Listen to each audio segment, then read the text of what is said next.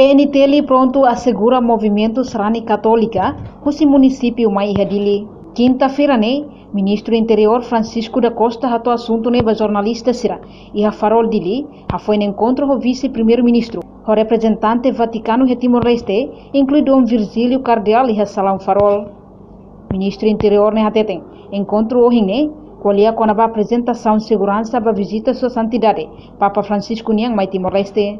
Também, Serani Católica o município nebetuir missa e a âmbito visita a Papa Niang.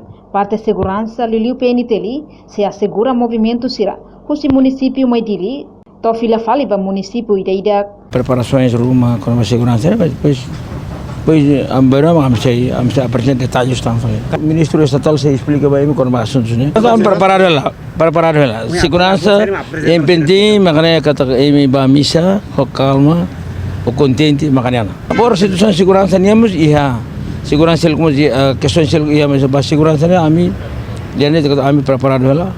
Bahaya, lori saran sermai todili, ba filafali preparamos para segurança também for apoio para ampar para a visita ne outro.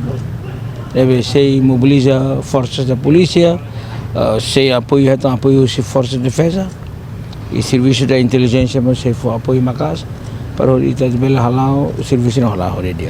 Ele nem a missão colher também itu depende quando ser Indonesia khusus kita bela colher outro. Kita também é questão cerita kita prepara outro né. Halau bela colher ba imi detalhes saya não precisa halau. Também questão de segurança né. Ami plano para hal pasal. Ini depois amsi anuncia, besok amsi anuncia bahira maka sadata maka foi limita transportes sadata maka imbel amaindet na bela sakar tanona. Nem sei parar hoto, mas depois amsi comunica bem. Não, igreja em princípio entrega hoto ba mai igreja diangkat assim, contente também está prepara hoto na. Itu coordena você se dengan sisir, kami fiel ba segurança também questões de estado preparado. Pronto, igreja suporta o buat me bita halon.